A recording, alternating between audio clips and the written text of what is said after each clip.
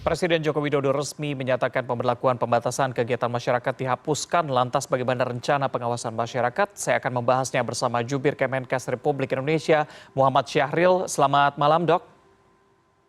Ya, selamat malam Mas Reza, Dok, salam sehat semua. salam sehat. Ini dengan dihapuskannya PPKM, apa saja antisipasi dari Kemenkes ketika memang nantinya terjadi kenaikan kasus COVID-19? Kita lihat biasanya memang terjadi kenaikan pasca tahun baru, Dok. Ya, jadi kita di wording oleh WHO, 6 strategi atau upaya yang harus dilakukan mendekati berakhirnya pandemi COVID ini. Salah satunya adalah selalu mengkomunikasikan, mengedukasi kepada masyarakat bahwasanya pandemi COVID masih ada dan potensi menular juga masih ada. Yang kedua, infrastruktur yang sudah disiapkan oleh Kementerian Kesehatan, termasuk SDM, bagaimana apabila terjadi lonjakan kasus pada suatu saat. Kemudian juga bagaimana kesiapan seluruh sistem layanan kesehatan, termasuk laboratorium, dalam rangka antisipasi berakhirnya pandemi COVID ini. Jadi insya Allah semua antisipasi sudah kita siapkan dan kita betul-betul dapat menuju akhir pandemi ini dengan baik, dengan satu sudah dicabutnya PPKM oleh Bapak Presiden, itu menunjukkan bahwasannya prestasi kita bersama loh, kita bahagia bahwasanya kita bisa mengendalikan COVID dalam waktu 8-9 bulan ini yang betul-betul sangat terkendali dengan parameter jumlah kasus, kematian maupun yang dirawat di rumah sakit.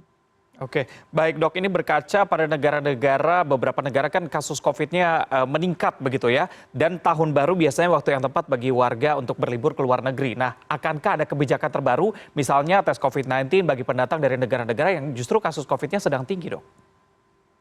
Ya, jadi kasus sedang tinggi di Cina maupun di Jepang itu sebetulnya subvarian baru itu sudah ada juga di Indonesia dalam waktu 3-4 bulan ini, yaitu BF.7 maupun BA.27.75 itu sudah ada dan sedikit sekali kasusnya, tidak ada lonjakan apapun dan tidak menyebabkan angka kematian maupun angka kesakitan yang harus dirawat banyak di rumah sakit. Jadi dengan berkaca itu, insya Allah subvarian baru ini dapat kita kendalikan di Indonesia. Dan tentu saja ya kewaspadaan tetap harus ada ya. Jadi kalau orang betul-betul sakit dari negara-negara yang kita sebutkan tadi ya dia harus dilakukan dulu dong pemeriksaannya. Jangan sampai menyebar di Indonesia.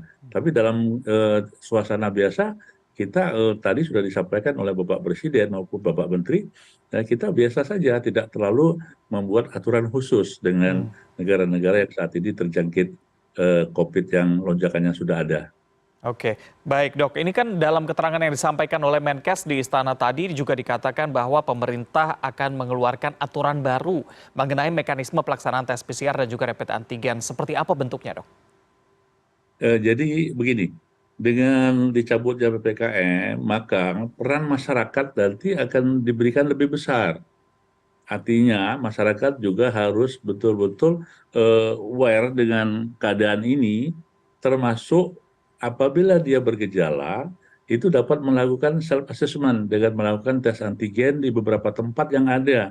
Tadi sudah disampaikan oleh Bapak Menteri, di klinik, di apotek, ya dia harus melakukan tes antigen. Dan bahkan kalau memang perlu dilakukan PCR, maka dia secara pribadi itu dapat melakukan pemeriksaan itu.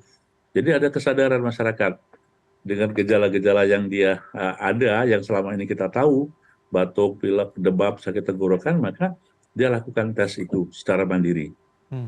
Oke, iya tadi Pak Menkes juga menjelaskan bahwa memang keterlibatan dari masyarakat tuh diharapkan lebih tinggi ketika memang sudah Ya, sakit, betul, betul. langsung Ya, harus tes secara pribadi, secara sukarela begitu ya, dan juga menghindari ya. kerumunan misalnya ketika sakit dan sebagainya. Anda melihatnya apakah masyarakat kita sudah siap dengan keterlibatan masyarakat yang begitu besarnya, Dok?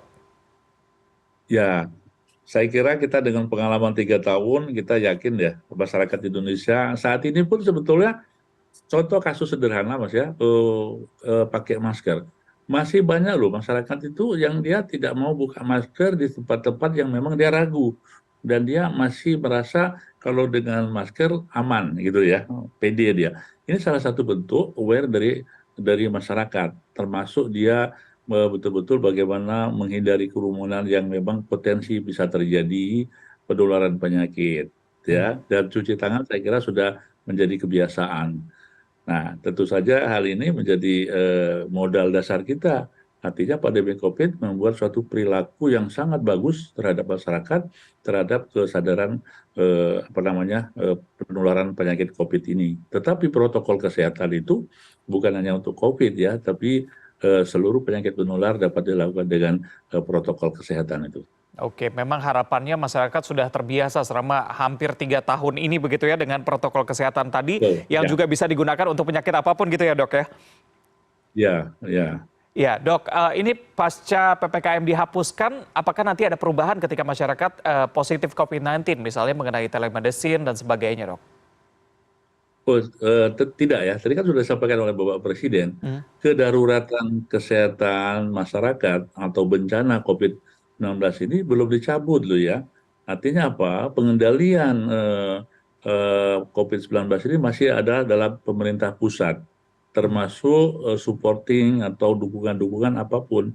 Seperti tadi dikatakan bantuan sosial, kemudian pengurangan pajak dan sebagainya, termasuk masalah kesehatan. Jadi termasuk vaksin ya masih tidak berbayar ya untuk vaksin yang dewasa tadi. Dan juga bagi nanti kalau ada pasien yang dirawat dengan COVID dapat diklaimkan atau diajukan mekanisme pembayarannya melalui BPJS atau Jaminan Kesehatan Nasional. Hmm. Oke, berarti untuk itu tidak ada perubahan begitu ya. Tapi yang juga jadi pertanyaan di publik yang saya lihat hari ini adalah pertanyaan mengenai aplikasi Peduli Lindungi. Seperti apa ke depannya? Jadi aplikasi Peduli Lindungi ini merupakan prestasi kita juga ya dalam teknologi kesehatan, dan nanti sebagaimana penjelasan dari Bapak Menteri akan dijadikan platform kesehatan pribadi masing-masing yang bisa diakses oleh masing-masing orang itu kemanapun dia nanti berobat, atau bisa diakses untuk data pribadi kesehatan masing-masing orang itu.